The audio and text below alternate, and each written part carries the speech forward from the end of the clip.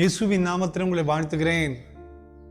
இன்று அவருடைய சமூகத்தில் தேடி வந்திருக்கிற நம்மை பார்த்து ஆண்டவர் சொல்லுகிற ஒரு வார்த்தை மத்தேயு 15:28 நீ விரும்புகிறது உனக்காக கடவுது என்று ஆண்டவர் சொல்லுகிறார். Let it be to you as you desire. நீ எப்படியெல்லாம் விரும்பனையோ அப்படி உனக்காக கடவுது என்று ஆண்டவர் சொல்லுகிறார். இந்த உள்ளத்துல நிறைய விருப்பம் இருக்குல்ல, விருப்பத்தை தருவது ஆண்டவர் தான்.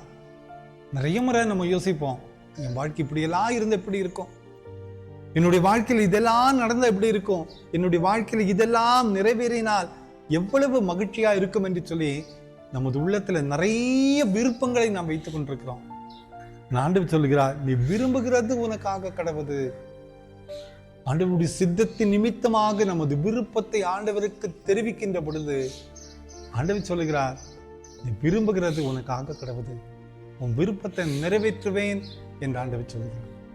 ஒரு மனிதனால் இது சொல்ல முடியாது, ஒரு மனிதனால் இது நிறைவேற்ற முடியாது, ஒரு மனிதனால இது வரவே வராது.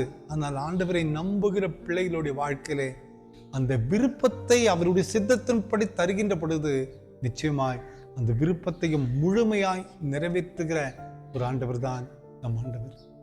அதான் விருப்பப்படுங்க, நிறைய காரியங்களை ஆண்டவர்கிட்ட சொல்லுங்க. ஆண்டவரே, இந்த காரியங்கள் எல்லாம் எனக்கு நடக்கணுமே. உங்க விருப்பத்தை ஆண்டவர்கிட்ட சொல்லுங்க. ஆண்டவரே, இதெல்லாம் நடந்தா எனக்கு எப்படி இருக்கும், என்னுடைய கற்பனைகள், என்னுடைய நினைவுகள், என்னுடைய ஆசைகள், இதெல்லாம் என்னுடைய ஆசைகள் என்று ஆண்டவரிடத்துல சொல்லுங்க. ஆண்டவர் கேட்பார். அவர் சொன்ன வார்த்தை தானே இது, நீ விரும்புகிறபடி உனக்காக கடவுதுன்னாரே. இந்த வார்த்தையின்படி என்னுடைய வாழ்க்கையில இருக்கிற விருப்பங்கள் நிறைவேற எனக்கு பதில் தாரும் என்று நாம் ஜெபிக்கும் போது நிச்சயமா அந்த விருப்பத்தை ஆண்டவர் நிறைவேற்றுவார். ஒருவரையும் குறையோடு வைக்க மாட்டார், ஒருவருக்கும் குறையை அனுமதிக்க மாட்டார். நம் ஆண்டவர் நமது விருப்பத்தை நிறைவேற்றுகிற ஒரு ஆண்டவர். கவலைப்படாதிருங்கள், நிச்சயமாய் நம் விருப்பத்திற்கேற்ற பதிலை நம் ஆண்டவர் நமக்கு ஆயத்தத்தோடு வைத்திருக்கிறார். ஜெபம் பண்ணலாமா?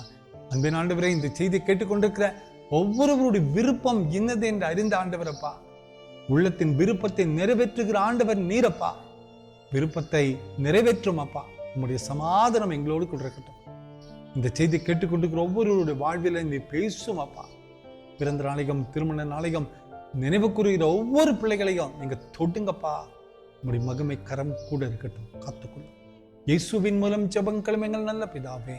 ஆமேன், ஆமேன், ஆமேன்.